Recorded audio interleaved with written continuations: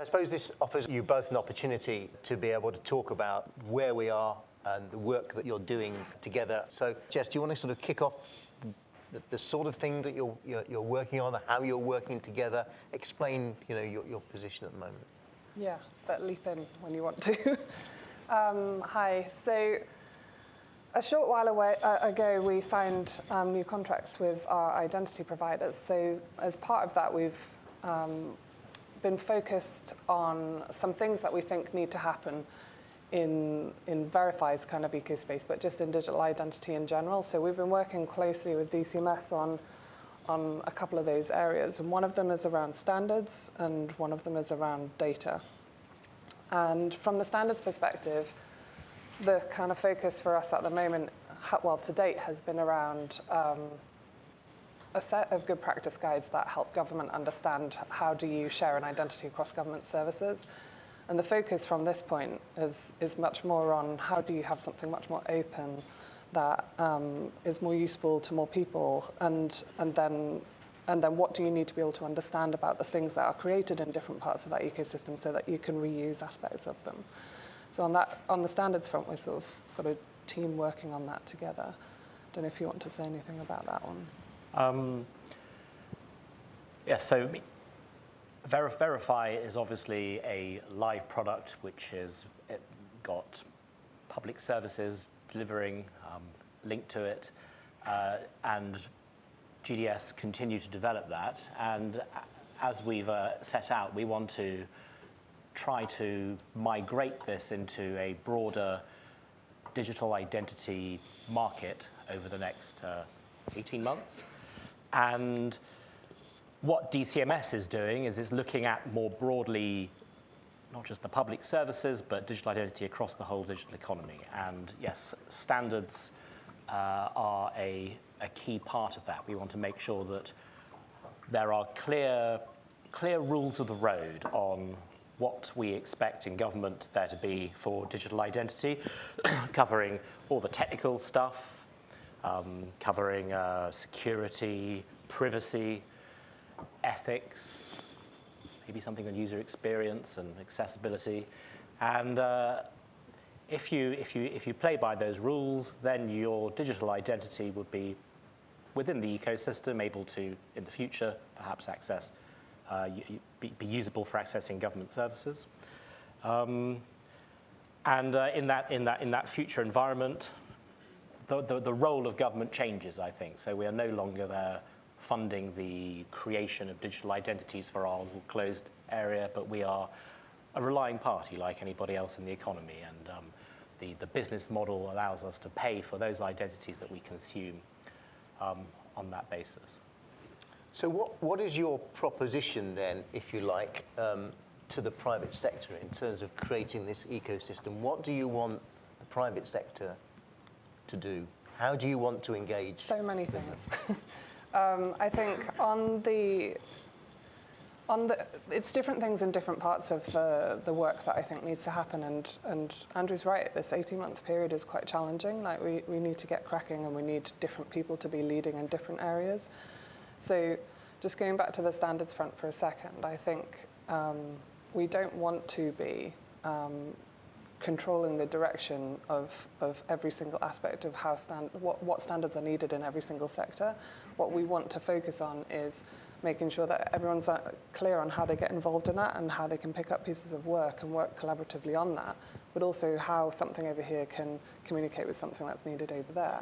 On the data front, I think, which I didn't really go into before, but the other thing that we're working on is opening up data sources so that identities that are created outside of government or even just being used outside of government could potentially reuse the trust or create trust from scratch if it's a new identity. And I think in that space too, there's a role for private sector to play because they benefit from that work once it's done. And so I just believe things will go faster if we have more people at the table helping us get that work done. Mm-hmm. So how are you going to make that sort of happen? You're encouraging the private sector to work with you. You're having meetings. I know you had a meeting with Tizer, a few days ago as well. So how do you get that engagement, and what does that engagement feel like it's going to be to you? I think if our ask is for the private sector to join us in building this marketplace, the government has a responsibility, firstly, to be clearer, more publicly as to exactly what our strategy is, what our direction is, and to set out a process for how we develop these rules of the road. As Jess has said, I don't think we necessarily own these standards, but we have a role to orchestrate the landscape here to get the right conversation going so we can produce that product. And we as you say, we've started that conversation talking to. Well, it's a conversation which has been going on for a long time, but I think over the last few months it's reached a tipping point where we are now being more clearer as to where we're planning to go to and how we're going to get there, and I hope that we'll be able to say more about that very soon. It's interesting, you mentioned the word government and people still see you as sort of GDS and DCMS, so how do you convince people that you're singing from the same hymn sheet? How do you prove that to people? That's why we're both here today. Indeed. But, I mean, you're right. So digital identity is a policy area, firstly, across government, which is not all in the same place.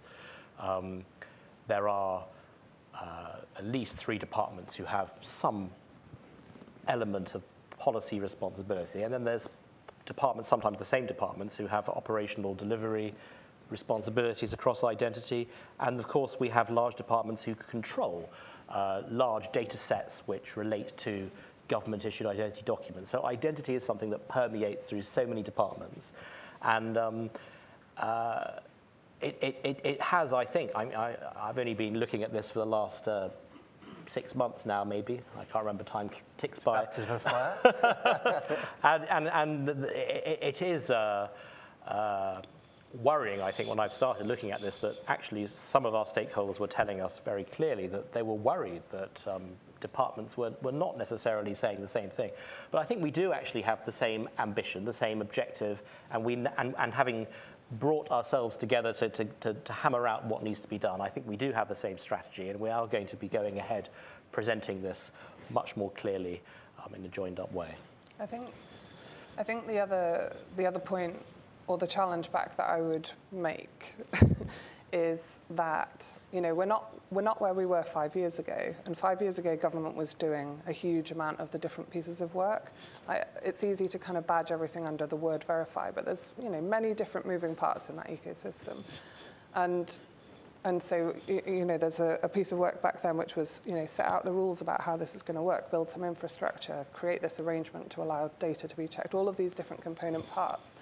We're in a different space now. Government in this particular space, I think, should focus on the bits that government needs to be part of.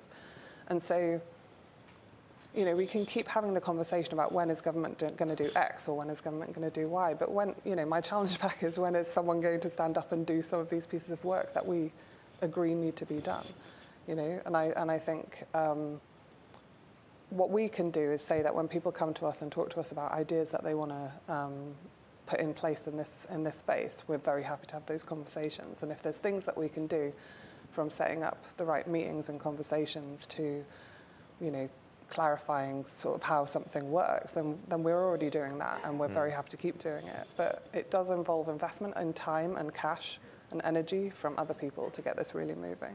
Okay.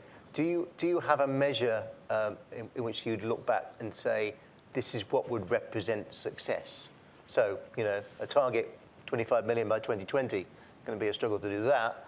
What represents success for you? I think, so 18 months from now, I think it would be, for me, I would articulate it as identities being created, used and reused in different sectors. I think that's a sensible thing to be working towards. Mm-hmm. You agree with that? Absolutely. That's our joint objective. It's the 25 million figure. I think, you know, that's been a target for the Verify product. But I think actually what we're more looking at now is across the whole ecosystem in the United Kingdom, what can we achieve? Precisely what Jess set out. Okay. I mean, I was talking to someone in open banking the other night, and they were crying out for the government to make its position clear on digital identity. And they were saying, you know, where are the identity standards to allow the UK to flourish in a global economy? You know, how would you answer that question? I think there's a reasonable challenge there, which is that the current work that we've been doing for the last however many months and are still doing now, jointly with DCMS, but also with lots of other government departments, has been very focused on making sure that everything's calibrated correctly for government. In addition to that, there's a kind of a higher level piece of standards work that looks at what sits above all of this. And I think it is the moment where we need to make sure that we're very clear with all the sectors, what that work is, what's involved, how they get involved, how they can pick pieces of it up and lead on it. Mm-hmm. So I think, you know, it's a reasonable ask, and we need to make it clear to people how they get involved. Okay, shall we take some questions? So what is being done to address identity for organisations? How can the lessons of Verify be applied to create something users truly value? Some folk might remember that we did a discovery on this quite some time ago, and at least inside of government what we found was that there were lots of different needs for business ID or organisation and agent ID. Lots of departments and agencies needed that work, but the need that they had varied a lot of the time. Some people didn't need to know who you specifically were, they just needed to know that you had this role. Other people needed to know both. And so at the time we were focusing mainly on, well, these are the principles that we think are important, apply them as is correct in your sort of individual departments and agencies. Mm-hmm. However, the technology bit of that is reasonably complicated for some of those departments. I've certainly been talking to companies at the moment who are looking at how can they take those concepts and build tools that people can install in their businesses, whether that be inside of government or outside. Mm-hmm. I think in some of those use cases it's much more straightforward than others. So some of the conversations I've had recently have been about, for example, how could a bank reuse what trust work has happened in this bank as evidence for things that they want to sell to that customer in a different bank, totally different business organizations. And I think there's some real live liability issues there, which I think people spoke about earlier this morning. And I think that's not strictly a Verify thing to describe to anyone, but I think you should tackle the hardest bit of it first, and to me that seems to be liability. I think technology-wise it's not that complicated. Okay, there's an important question here. Is it realistic to expect a private sector ecosystem to emerge in 18 months? Will we even have basic standards in that time frame? How would you react to that? I agree. It's a challenging time frame, but let's it's not like we're starting from a blank page here. The standards that Verify currently operates to are published standards. They are available online. We have spoken to people in recent weeks who've asked us for more detail. Some of them are redacted in places. We're working out right now a process for how we can share that in a trusted way. We are aware that the standards that we have at the moment work, as Jess says, so they work for the public sector, they don't necessarily work for everybody. But it's only iterative changes which are needed to these standards. We don't need to go back to the drawing board. And we're confident that we can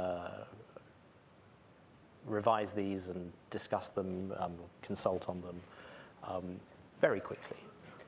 We're talking months, and we know it needs to be months because there is a lead time into building this market on that time frame. So that is what we're going to do. There was a question here about when will the document checking service be opened up to other IDPs outside of Verify? The questions are coming fairly thick and fast. That's the same answer, really. I mean, we'll open up the document checking service once we've got the standards and agreed the rules and agreed the framework, and then if you meet those, you can play with the document checking service. So we have, we've set ourselves a challenging timetable. Government always gets criticised for doing that when we miss our targets, but we are determined to drive this through. And not to be that person, but it's kind of the wrong question. So it's like the document checking service is a bit of tech that lets us kind of check this database here and this database here as part of an in-flight piece of technology. And I think the right question is more like how do you how is data opened up, and how can you establish and reuse trust? And that's probably not just by the document checking service. It's possibly a big part of it, but I mean, our focus is a bit broader than that. I was talking to someone last night, and they sort of said there was a question that they would ask. They would say, is Verify fit for purpose in the private sector from a customer onboarding point of view? I think that question plus the other one, I think it indicates that people, don't really know what to expect 18 months from now. Mm-hmm. And I go back to the point that we were making before, which is that we want reusable digital EIDs to be being created, used, reused in public and private sector. So that's not necessarily like exactly the incarnation of that thing that government currently consumes. And that's kind of the point about the standards work that we were talking about before. So if there's a higher level, here's the overarching standard, here's how government consumes that, here's how banks consume that, here's how insurance consumes that, and travel consumes that, and how you read across them, right? So the people who create the identity space, the identities for the space here in government might create a slightly different version over here for health. We've had those conversations because they have a slightly different need to many parts of government, not to steal your thunder, Adam. But most GPs don't really care that I'm definitely Jess McAvoy who pays this tax and does this stuff. They care that I'm the same person who has the same symptoms they saw the week before. It's a different kind of use of identity. So in terms of opening things up, it has to be easier to create what the customer needs and have that thing be recognized in the other industries where they need something ever so slightly different. Okay. Are there any verbal questions from the floor? Thank you.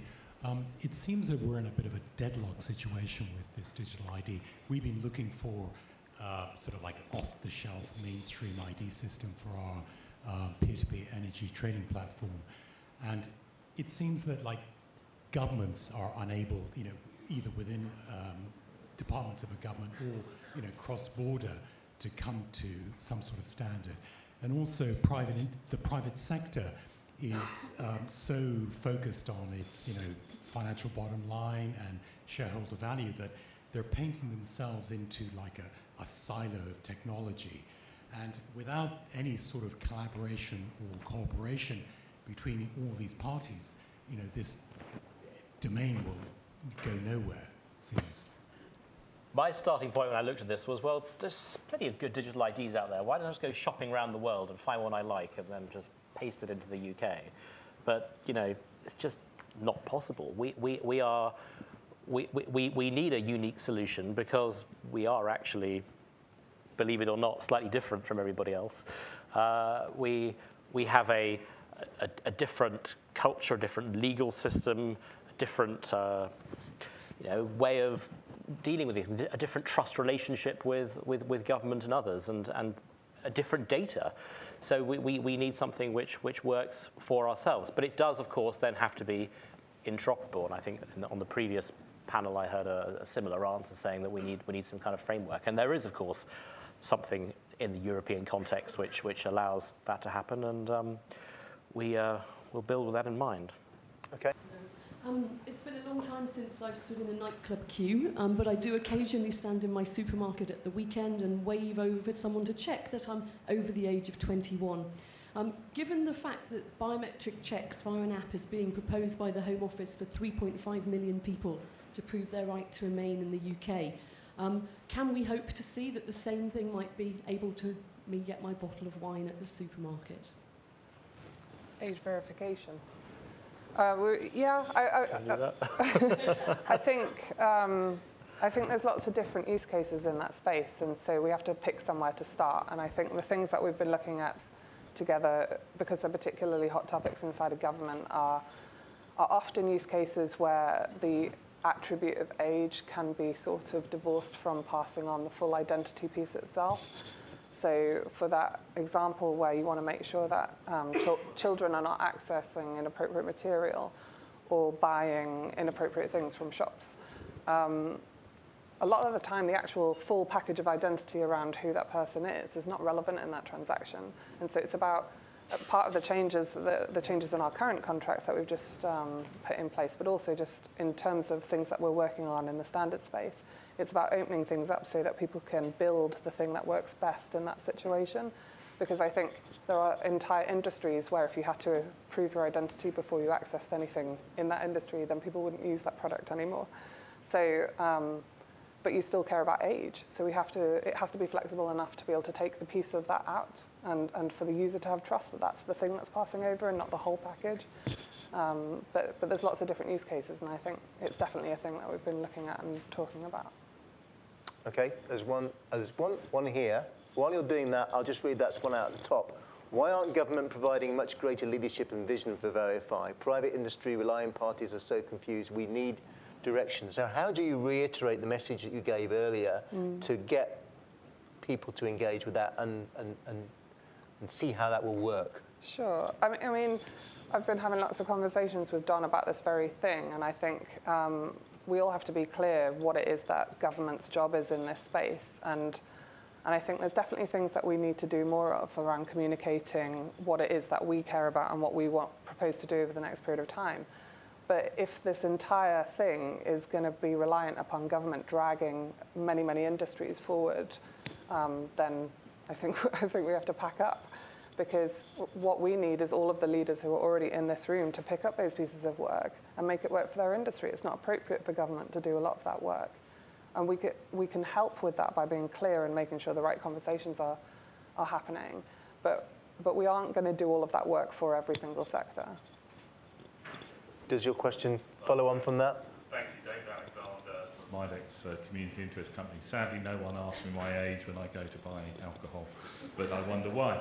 I'd just like to put out a vote for the citizen in the middle of all of this.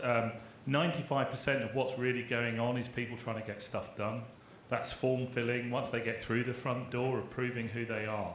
We deal with this every day working in public services where people want to be able to prove they're entitled to a parking space, any number of other things, that I'm on a qualifying benefit, disability living allowance or whatever it is.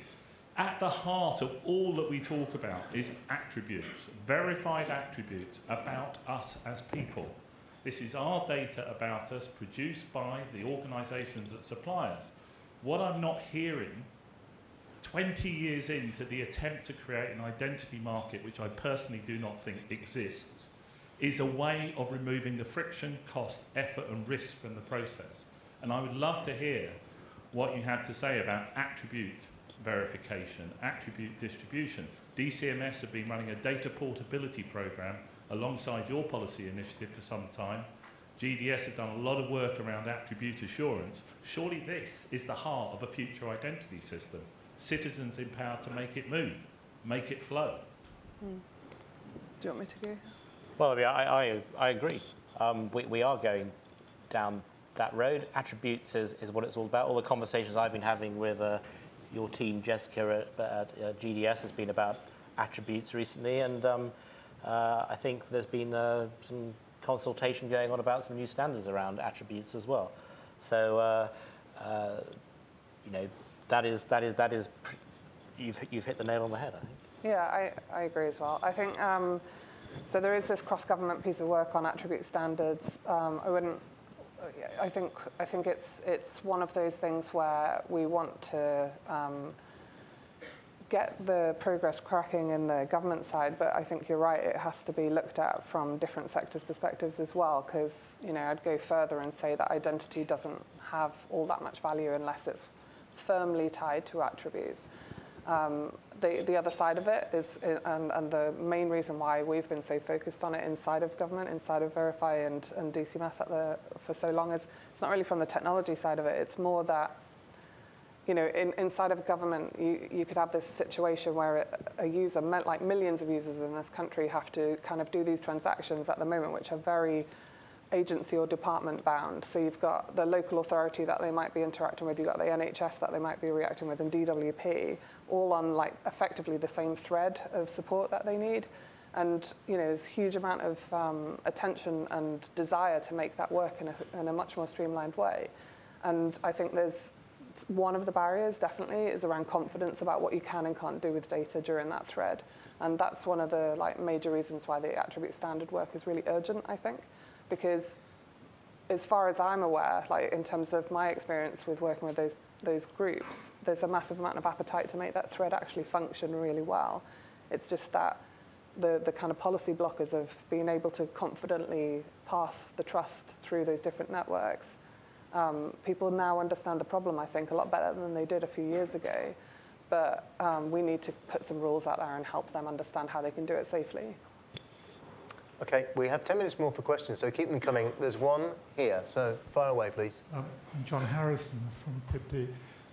Jess, would you, I may be tempting fate a little bit here, but would you go as far as saying that identity is simply an attribute or a set of attributes over which the individual should have control?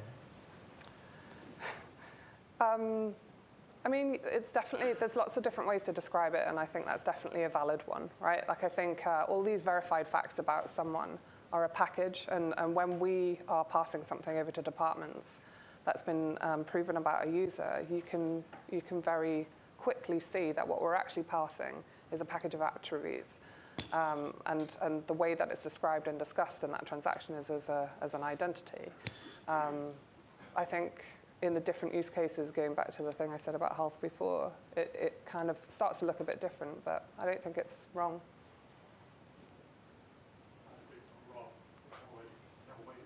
Yeah. Okay, one more from Slido here. With Tete and their partners Experian and LexisNexis developing their own EID standard for the financial sector, what is the process for gaining a wider consensus? Is that one you can answer? Does the process exist? I can say how I think it needs to work. Okay, fire away. And I think it's a conversation that has to proceed, so this is not me setting the rules.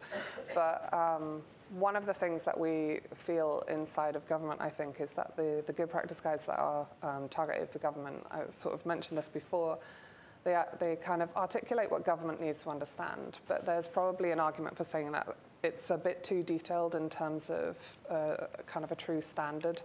And I think we want something more standard shaped that goes across the top for the UK, and then our stuff sits below that. And there's room under there for having other interpretations sector by sector. And I think the way, so I think that's how it could work. I think the process for getting there is that we keep doing these sessions with people like Tete to kind of get alignment so that people understand where the room is for them to take their work and slot it into that and pull in the same direction, and that there's scope for it to kind of all fit together and be focused on how do you communicate across those sectors rather than how do you make everyone adopt exactly one set of rules. I think the answer to this question goes straight back to the previous one about attributes. Tete and others who are testing out things in this space at the moment, they've worked out what attributes they need for their particular use cases.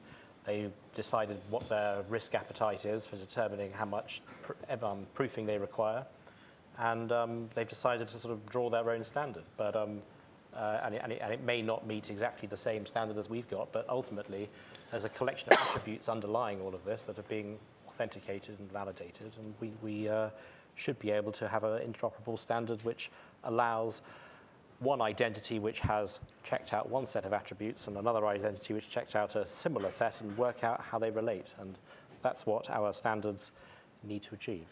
Okay, fine. Anything else on the floor? There was one at the, when will government create equivalents of digital ID to physical documents so that regulated industry can adopt it without undue liability?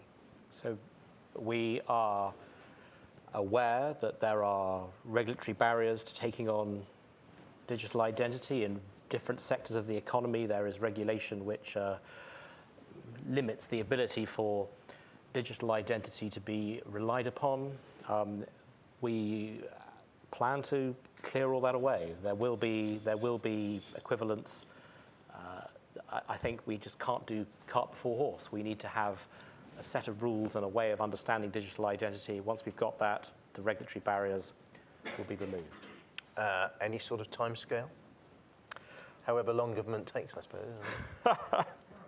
Well, we've already said about our ambition to do as much of this as we can in respect to standards and setting the rules. So we are going to try and do things to a similar timescale, with the caveat, of course, that regulatory change often requires parliamentary process. Parliamentary process, I can't control the timing entirely. I think we shouldn't be lazy about how we interpret this either. I think the issue is different in different sectors. Different people currently have different obligations on them, and it might be that these things form a package that has this value in this sector and this value in this sector, and not to keep harping on about standards, but that's why they exist. So that you do have a straightforward way to communicate between those different sectors and those different sets of needs. Is there the oomph within government to drive what you're trying to do? The real support behind the scenes to say, this is really important, you must go ahead and do this. The sort of stuff that Matt Hancock's doing at Health. You feel like there is some political clout and nous to make things happen. Do you feel like you have that behind the scenes? In DCMS, our ministers are talking about this regularly. They see this relating to a number of different priorities that they're currently dealing with. I get lots of FaceTime with my Secretary of State and my Minister on this topic, because he does want to make rapid progress on this.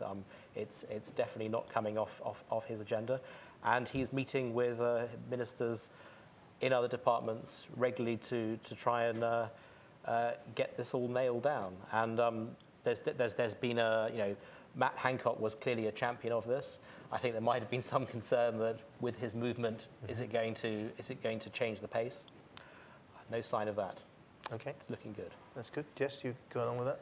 Yeah, I would. I also think the kind of key thing is that government has kind of two drivers for a lot of this work. One is making better services for the users, and the other is taking cost out of government, and they both still exist, and they're more important than ever.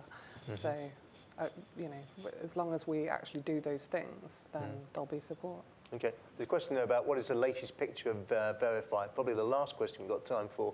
That's probably in terms of numbers. And someone mentioned to me last night, where do we see the surge of originating Verify identities coming from? So could you sort of explain where we are from a Verify point of view in terms of... Sure. I mean, stats and figures, that kind of thing. I presume that's what behind the question. Yeah, I think we just ticked over to 3 million. I think when you look at the curve, like each million's taken approximately half as long as the one before, which is, it's interesting. But I think in terms of the question about where's the majority of government-based ID gonna sit in the short term, I think we're very focused on universal credit because they have an actual rollout plan that they have to kind of get cracking with and stick to. And a lot of that's not just about making universal credit operationalized and exist in parts of the country. It's also about migrating people off older systems in kind of batches, and they want to get very kind of sort of joint sprinting with Verify and our identity providers on how to make that work. So I think the prize is there, and it's there to be won. Okay, good. Thank you. I think we're done. So thank you very much. Thank you for sort of sitting through this sort of forest of questions coming your way and being open and talking about it. So thank you, everyone. That's very good. Thank you.